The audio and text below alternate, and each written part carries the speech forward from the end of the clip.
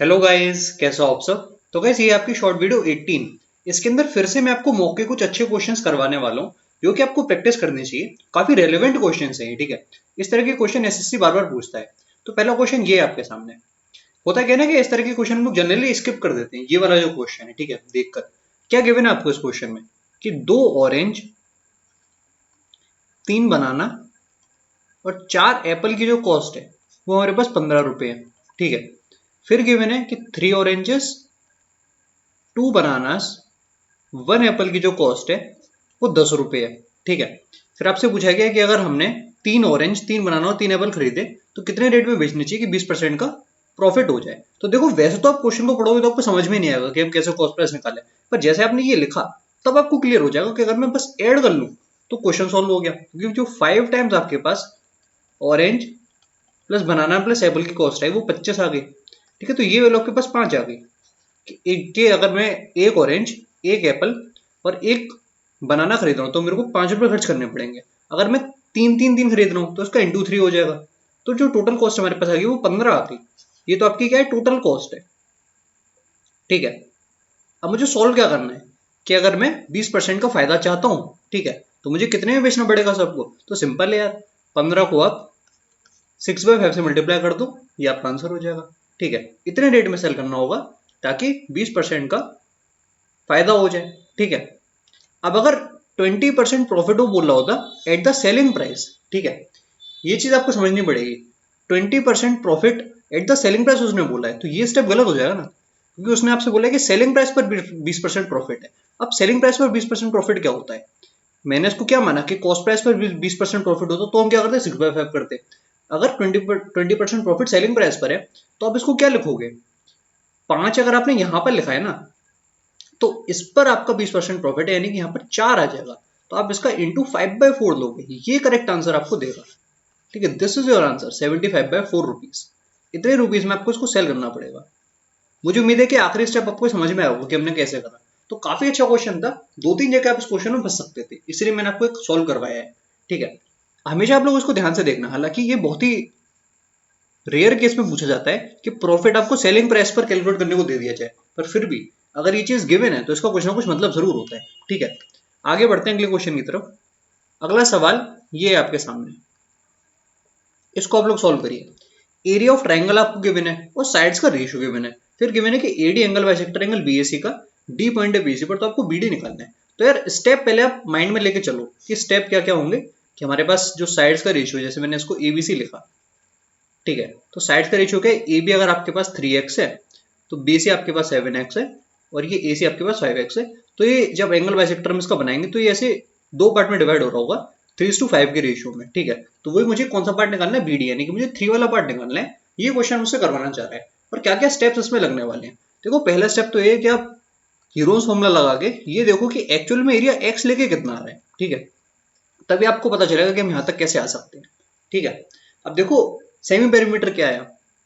आपने बोला semi perimeter आ गया 15x/2, ठीक है। तो अंडर रूट में इसको लिख लो 15x/2। अब इसमें से पहले माइनस करेंगे हम लोग 3x, ठीक है। तो 15x/2 माइनस 3x हमारे पास हो गया 15 में से हटा दिया 6, तो 9x/2 आया, ठीक है। और देखते हैं, अब हम 15 में से अगर हटा दें 14 को तो कितना आएगा, केवल x/2। फिर देखते हैं और हम लोग कि अगर 15 में से हमने हटा दिया यहाँ पर 15 में से अगर हम लोगों ने हटा दिया 10 तो कितना बचेगा, केवल 5 बचेगा। तो यहाँ पर आपके पास आया 5x/2। अब यहाँ से आप देखो x/2 कितनी बार आ रहा है, x/2 आपको 4 बार आ रहा है, ऐसा मैं कह सकता हूँ। तो एक x/2 अपने बाहर लिया, फिर से एक और x/2 बाहर आया, तो हमारे पास क्या बाहर आ गया, x²/4, ये बाहर आ गया। अंडर रूट के अंदर क्या क्या है, 15, 9 और 5, ठीक है। तो 15 को आप लिखोगे 3 × 5, ठीक है।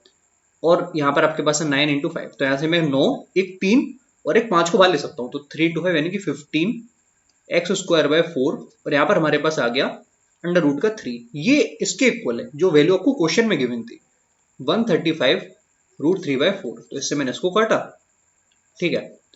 और √3 से आपका ये √3 कट के x² की वैल्यू आपके पास 9 आ गई, तो x की वैल्यू आपके पास 3 आ गई।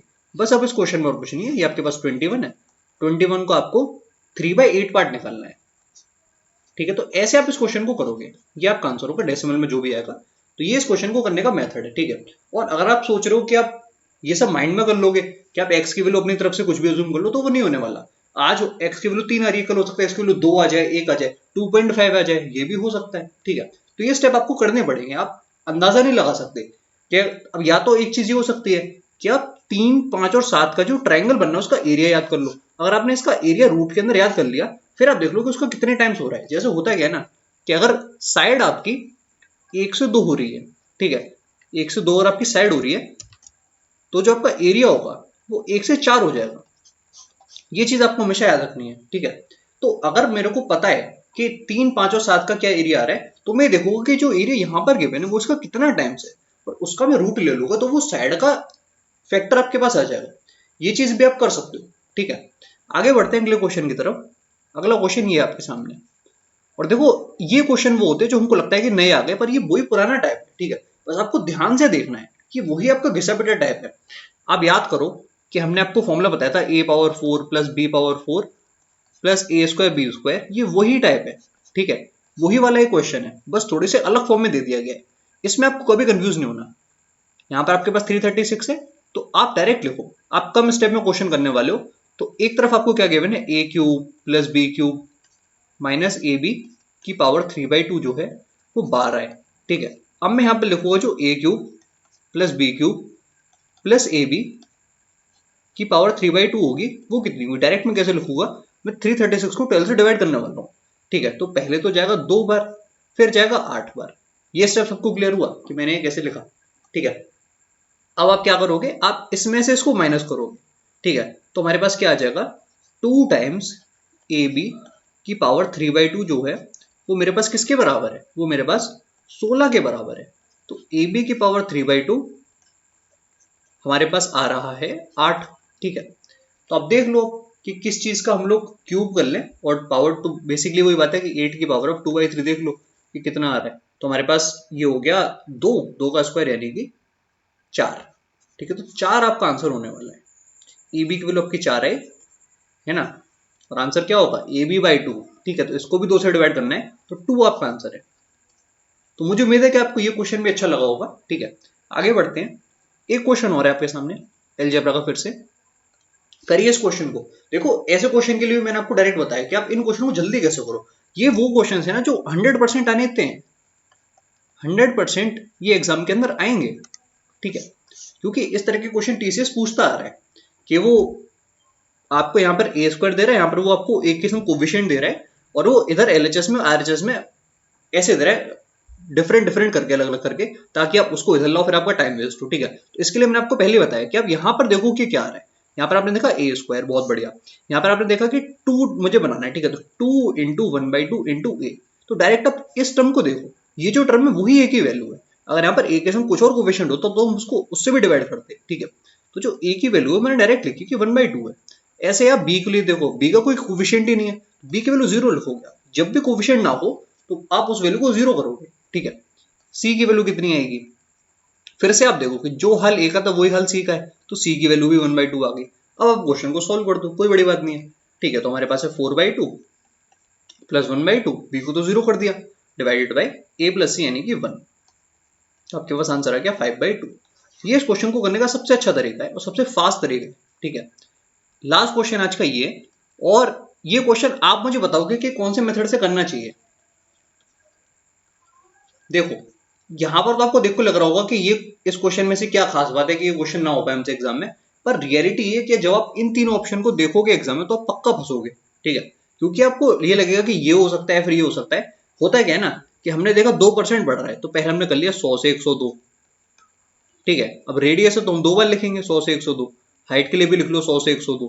फिर हम देख रहे हैं यार इसमें तो कैलकुलेशन आ गई, यहाँ पर हमने 10 की पावर 6 लिया, यहाँ पर हम देख रहे हैं कि 102 का क्यूब आ रहा है, ठीक है। तो हम लोग एकदम कंफ्यूज हो जाते हैं कि अब क्या करना है, क्या इसको सॉल्व करना है, फिर माइनस भी करना पड़ेगा, ठीक है। तो एक तरीका तो ये होता है कि आप ऐसे पूरी तरह सॉल्व करो ही फिर, ठीक है। आपको यहां तक अगर आपने कर लिया है फिर आप दूसरे मेथड पर स्विच नहीं करोगे, ठीक है। यहां तक अगर आप कर चुके हो तो फिर आप इसी से सॉल्व करो। पर अगर आप इस मेथड पर जा रहे हो तो उससे अच्छा एक मेथड और है। वो मेथड यार ये है कि आप ये देखो कि 2% का इंक्रीज 2 बार हुआ पहले, ठीक है। तो मैं कह सकता हूँ कि 4.04% हो गया, ठीक है, फिर आप 2% और बढ़ा दो। ये स्टेप कितने लोग को समझ में आया कि हमने 2% और बढ़ा दिया। अब देखते हैं 6.04 तो ऐसे ही हो गया, और आप देख रहे हो कि 8 डिवाइड बाय 100, ठीक है, 8/100 इतना और है, यानी कि मैं कह सकता हूँ 0.08 और है। वही सक्सेसिव चेंज में लगा रहा हूँ जल्दी जल्दी, ठीक है। तो आपके पास 6.12% यहाँ से डायरेक्ट आ गया। तो ये फॉर्मूला ज्यादा अच्छा है, क्योंकि जब वैल्यू छोटी होती है ना तो AB/100 जो है वो बहुत छोटा आएगा, तो आप इसको इग्नोर भी करोगे तो काम चल जाएगा। ये मैं आपको समझाना चाह रहा था कि ऐसे ये क्वेश्चन और जल्दी हो सकता है, ठीक है। तो बस इस वीडियो में इतना ही था। मुझे उम्मीद है कि ये वीडियो आपको अच्छी लगी होगी। एक क्वेश्चन आपकी प्रैक्टिस के लिए, ये लोग आप खुद से ट्राई करोगे तो कमेंट बॉक्स में आंसर बताओगे, ठीक है। तो बस इस वीडियो में इतना ही है। मुझे उम्मीद है कि आपको वीडियो अच्छी लगी होगी। Bye bye and take care.